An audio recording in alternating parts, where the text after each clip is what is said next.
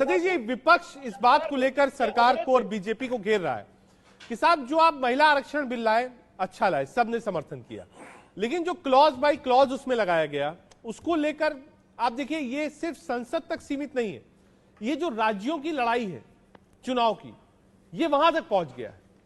और बार बार उसमें यही आ रहा है कि साहब ओबीसी कैसे होगा, महिला आरक्षण लागू क्यों नहीं कर रहे हैं। आज भी राहुल गांधी ने जो स्पीच दी वो कहा साहब अभी 10 साल आपको नहीं मिलेगा। इसको कैसे एक्सप्लेन करेंगे जनता को, सतीश जी?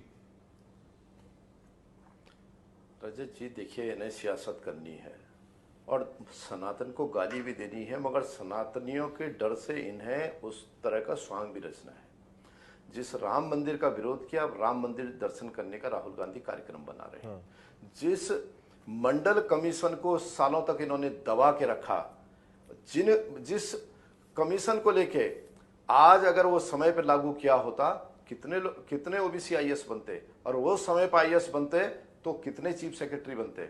और मैं कांग्रेस से पूछता हूं, 4 राज्यों में आपकी सरकार है, कितनों के चीफ सेक्रेटरी ओबीसी हैं आपके? और वही ओबीसी का जो दबाव था, इनके उपेक्षाओं से मुलायम सिंह जी की पार्टी, मायावती की पार्टी, लालू प्रसाद जी की पार्टी, ये क्यों पैदा हुई? राजनीति में ये पार्टियां क्यों आई? केवल ओबीसी के नाम पे, जातियों की न्याय के नाम पर, जातियों की लड़ाई के नाम पर आए। अगर आपने मंडल कमीशन का उभार हुआ आंदोलन देखा होगा, उस दौर में कांग्रेस विलेन की तरह थी। आज ये ओबीसी के हमदर्द हो गए हैं। भारतीय जनता पार्टी इकलौती पार्टी जिसने मात्र अभी तक, मैं बाकायदा 68 मुख्यमंत्री भारतीय जनता पार्टी के द्वारा आज तक बनाए गए हैं, जिसमें 21 ओबीसी बने हैं। और कांग्रेस ने आजादी से आज तक 250 मुख्यमंत्री बनाए, जिसमें मात्र 43 बनाए। ये इतने बड़े ओबीसी के और जातियों के लंबरदार हैं कि जिन्होंने केवल सवर्ण, मुस्लिम, दलित का एक सिंडिकेट रखा। ये इनको बोलने का हक नहीं है। कपीश जी इसलिए बोल रहे हैं कि कपीश जी भले उस पार्टी और उस उभार से आए हैं, मगर आज इंडी गठबंधन में है, उनकी मजबूरी हो सकती है। दूसरी बात मैं कह रहा हूं, बीजेपी में आज लोकसभा में 37% 14 ओबीसी हैं, 14% एसटी हैं और 17% शेड्यूल ट्राइब है।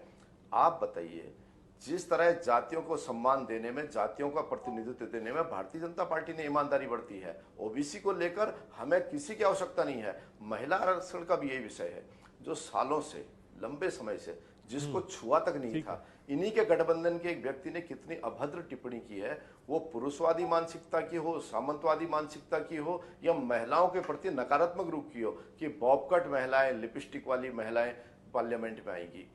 इसलिए महिला आरक्षण की ईमानदारी भी हमने दिखा दी है। उसके अंदर क्या क्या करना होगा, वो देश की माताओं बहनों को आश्वस्त रहना चाहिए मोदी जी के नेतृत्व में।